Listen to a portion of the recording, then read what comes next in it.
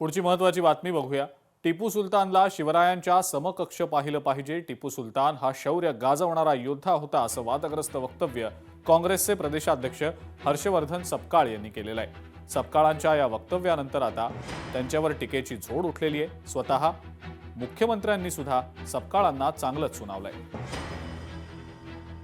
स्वराज्य नावाचा त्यांनी ज्या पद्धतीने एक विचार दिला आहे, अगदी त्यांच्याच मांडियाळीमध्ये त्यांच्यानंतर त्यांच्या बऱ्याच कालावधी लोटल्यानंतर त्यांचा आदर्श घेऊन टिपू सुलतान यांनी इंग्रजांच्या विरोधात कुठेतरी लढा पुकारला होता आणि त्या अर्थानं टिपू सुलतान हे एक शौर्य गाजवणारे एक योद्धे होऊन गेले, एक भारताचे भूमिपुत्र होऊन गेले। त्यांनी कधी कुठल्याही विखारी विचारांना त्यांनी जवळ केलं नाही। तर एक शौर्याचं लक्षण म्हणून टिपू सुलतानांना आपण शिवाजी महाराजांच्या समकक्ष बघितलं पाहिजे।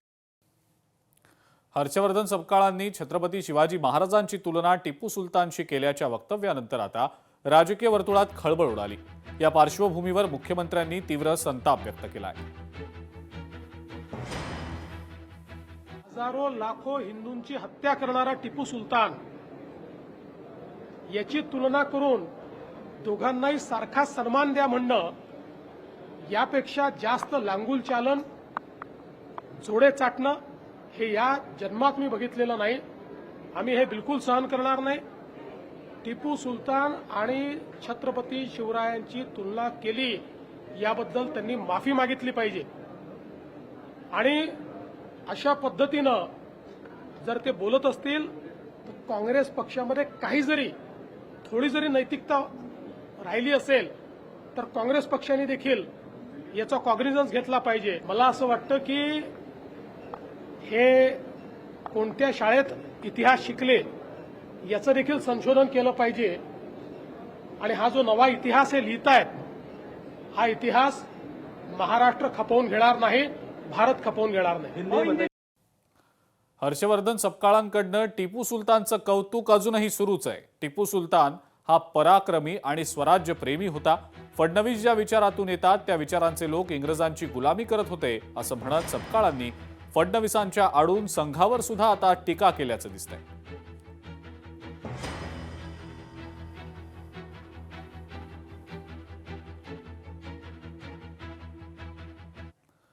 मालेगावमध्ये उपमहापौरांच्या दालनामध्ये टिपू सुलतानचा फोटो भिंतीवर ठेवला गेल्यानं या वादाला सुरुवातीला तोंड फुटलं।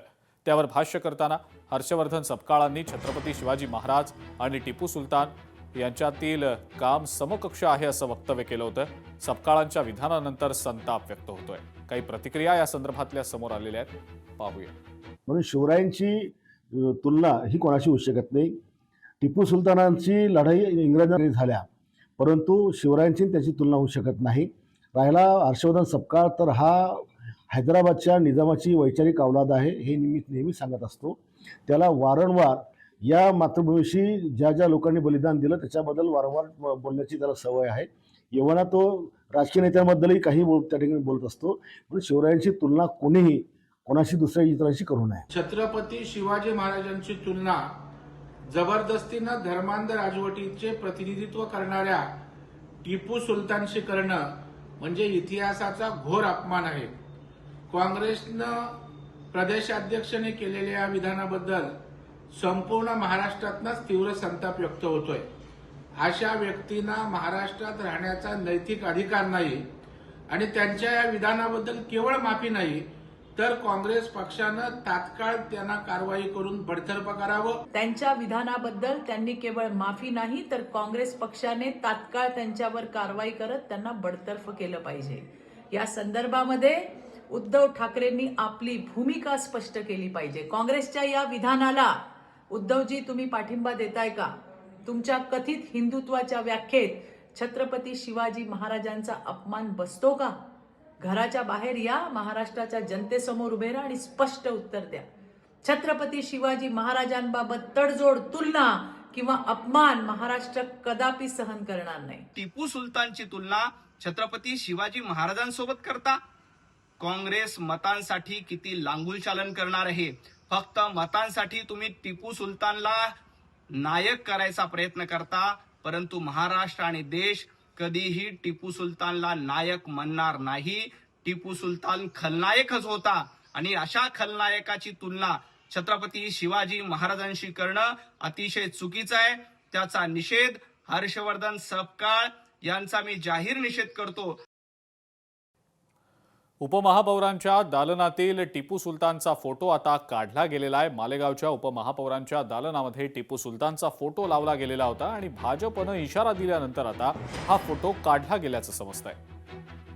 या फोटो लावल्यामुळे मोठा वाद निर्माण झालेला होता. हिंदुत्ववादी संघटना आणि काही नगरसेवकांनी याला तीव्र विरोध केला होता. अखेर प्रशासनानं हा फोटो रात्रीच काढल्याची माहिती मिळतेय.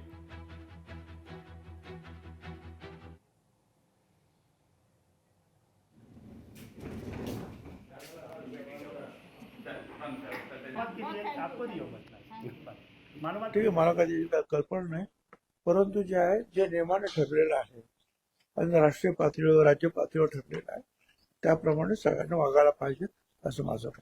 पण आता त्यांनी तो हटवलेला आहे, त्यामुळे आंदोलनाचा आणि तुम्ही जे माध्यमातून लक्ष वेधलं सगळ्यांनी त्याचा उपयोग झालेला दिसतोय. तर उपमहापौरांनी आधीच तो मुळात लावायला नको होता, परंतु त्यांना वाटलं असेल एखाद्या वेळेस की आपण कर्नाटकमध्ये आहोत, महाराष्ट्रात नाही आहोत, हे विसरले असतील, तर त्यांनी त्याची कायम आठवण ठेवली पाहिजे. एक आंतरराष्ट्रीय दर्जाचं षडयंत्र हे संपूर्ण जगामध्ये सुरू असून जगातल्या काही शहरांचा ताबा घेण्याचा त्यामध्ये कट रचला जात आहे. काही लोक टिपू सुलतानचा फोटो लावतात.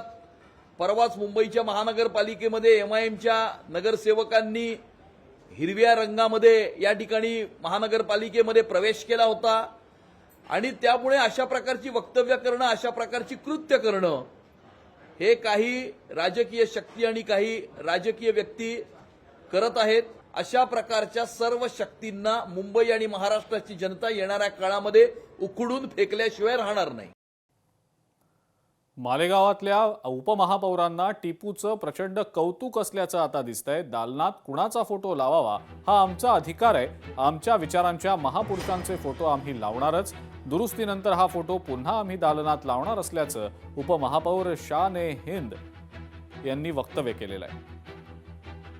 उस वक्त हमारी जो गठबंधन में जो पार्टी है उनके नगर सेवकों ने मुझे सप्रेम भेंट में टीपू सुल्तान की तस्वीर दी और उन्होंने वो टांग दी, जिस पे मैंने ऐतराज़ भी नहीं किया।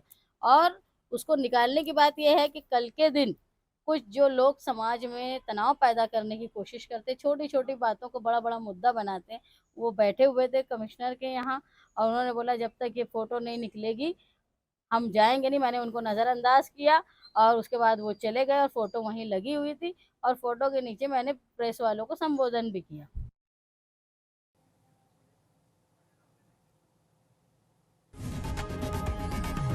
लोकशाही मराठी ऐका, पहा, जागरूक रहा.